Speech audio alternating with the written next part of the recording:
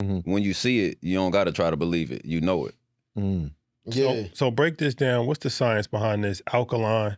There's spring water, there's tap water, there's alkaline water.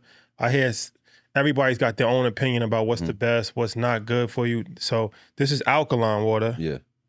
Explain the different variations of water. Yeah, so generally speaking, even more important than it being alkaline water is the fact that it's coming from a living source. So you got a lot of alkaline waters that a lot of times is tap water that they run through an artificial induced process to make it alkaline. This is from a natural living spring with rich crystal mineral-based land, so it's got that life source in it, packed with living minerals versus synthetic or induced or brought in minerals. You know, you can't beat God's very own. So like I said, the first thing is from a living source, so it's life in the bottle. And then the second thing, far as alkalinity goes, for those who don't know, is based on the pH scale. So 7 is neutral. Anything under 7 is acidic. Above 7 is alkaline. And at first I assumed the higher the alkalinity, the better. But I come to find out that you can get it too high. Our bodies usually resonate around 7, 7.1, 7.2. So you want something that's kind of close to your body levels.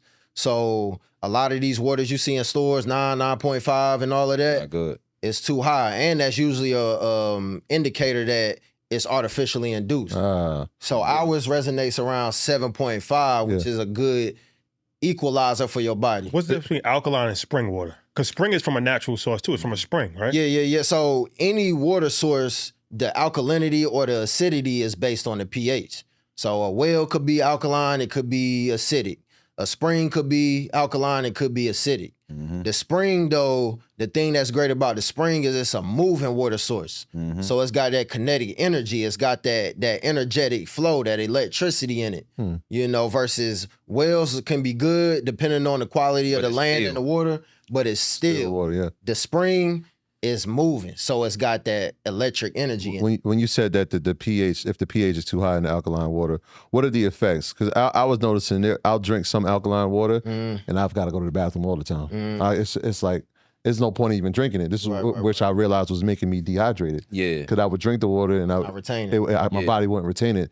Then I'll drink other water and it's not the same effect. I'm actually retaining the water. I'm feeling better. Yeah. Is it because the pH level was too high? Is that one of the effects? Well, part of it is it being too high. Batteries are alkaline, you know, so I mean, you know, you just electric shocking your body. So think of, you know, what happened. Now it's got to expel, you know, what's not meant to be there, whether it's the false minerals, whether it's the pH being too high. Because, I mean, it's good for your hair, your skin, your eyes, right? But once you get too high, same way with acidity, it begins to eat those things up. It begins to go backwards. So your body is naturally going to begin to reject what isn't needed, what isn't supposed to be there. It's going to fight. So it's going to force you to get it up out of there. But some of it is going to still stay. It's just going to eat up your insides. It's going to eat up your organs over time. So when you see something that's alkaline 9.5, I would leave it on the table. I'm going to anyway because we got live. But that's why it's called live, because it's coming from a living source and it's moving, and you want something like that. So anything done with the machines, like when people say they have them in their houses, is cool because, I mean, it's better than your tap. But to ingest it, I just wouldn't suggest it because, again, you're just going to reject it. This dude is really an artist. Every line I'm hearing, I wouldn't suggest it to ingest it. It come natural, for sure. Something, living source, man. It's in the water. Does this have, all right, do you just put the water from the spring to the bottle? Does it have to get purified? Like, is there a process that the FDA requires to? Absolutely. Yeah, we do the basic FDA filtrations and all of that. But we definitely keep it to a minimum because the water is naturally, like, you can drink it right out of the spring, but we do go through the processing for the legalities and the corporate lanes that we push into as well. So. Yeah. And of course, you got your people that are what they call themselves water snobs and things like that. So to make sure, you know, it's good for everybody, because you got some people that want to take it home and test it themselves. I encourage it. I just want you to record it and send me that, you know, at the same time. So, yeah, do that. But we do that especially for that. Yeah, the first thing we started the episode by saying was it'd be the glass. So talk about the importance of having this in the glass. I know we grew up, it was like there's other water brands that came in those water bottles and you recycle those water bottles, but water surely shouldn't be kept in plastic. Yeah. Talk about the Man, importance. we And they- grew up drinking out the hose and sink. Let's be real. Let's be honest. What we talking sure. about? I just want to make sure we're from the same generation. Yes. Yeah, Hose for water, sure. some of Yes. the best water we had. What you mean?